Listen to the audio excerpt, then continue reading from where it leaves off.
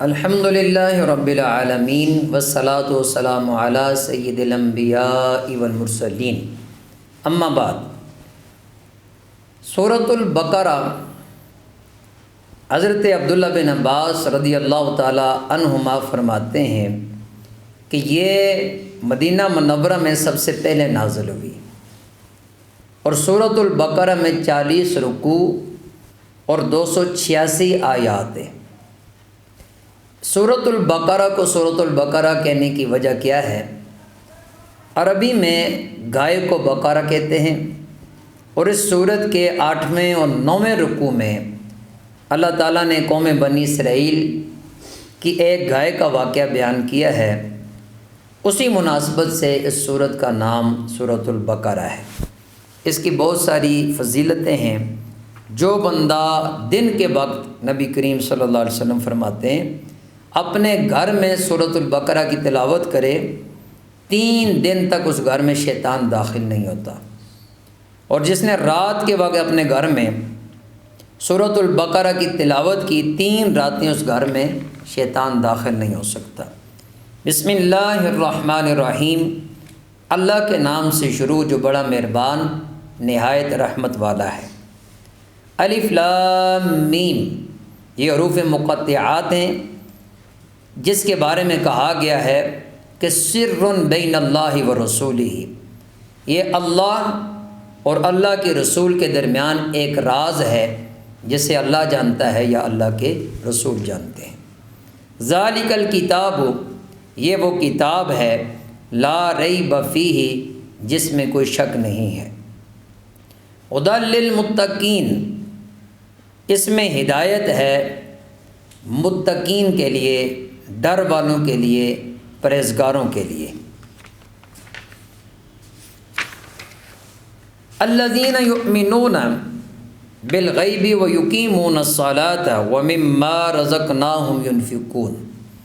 الذین، وہ لوگ، یؤمنون، جو ایمان لائے، بالغیب، غیب پر، ویقیمون الصلاۃ، اور نماز قائم کریں، ومما رزقناہم ینفقون، اور ہماری دی ہوئی روزی میں سے وہ خرچ کرتے ہیں۔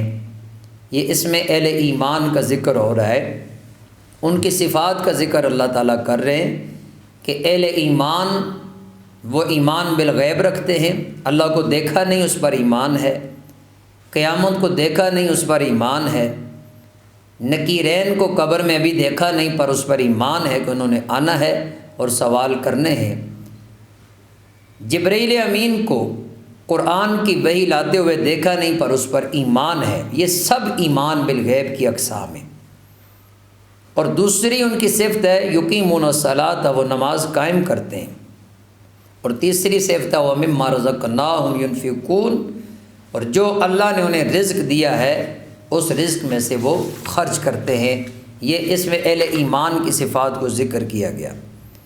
مزید ان کی بات اللہ تعالیٰ فرما رہے ہیں والذین، اور وہ لوگ، یؤمنون، جو ایمان لاتے ہیں، بما انزل الیک وما انزل من قبلک، جو ایمان لاتے ہیں اس پر جو تمہاری طرف نازل کیا اور جو تم سے پہلے نازل کیا گیا، وبالآخرۃ، اور وہ آخرت پر، ہم یوقنون، پختہ یقین رکھتے ہیں۔ یہ بھی اہل ایمان کی صفات ہیں کہ وہ جتنی حضور سے پہلے ہدایت کے لیے کتب سماوی آئی ہیں، صحائف آئے ہیں، یا انبیاء اور مرسلین آئے ہیں، ان سب پر ایمان رکھتے ہیں، ان سب کو من جانب اللہ سمجھتے ہیں اور ان پر پختہ یقین ہے، اور آخرت پر ان کا مضبوط ایمان ہے کہ مرنے کے بعد آخرت میں حساب و کتاب، سزا اور جزا کا معاملہ اللہ تعالیٰ نے قائم کیا ہوا ہے۔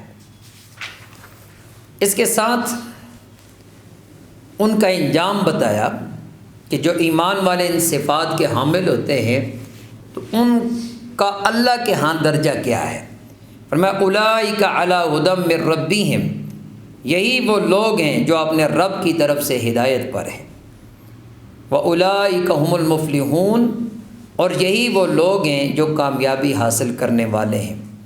تو اصل کامیابی کا راز بتا دیا کہ اصل کامیابی کا راز نماز میں ہے، ایمان بالغیب میں ہے، اور اللہ تعالیٰ کی راہ میں خرچ کرنے میں ہے، اور اللہ تعالیٰ کی طرف سے آنے والی ہدایت کو قبول کرنے، اسے ماننے اور اس کی اطاعت کرنے میں موجود ہے۔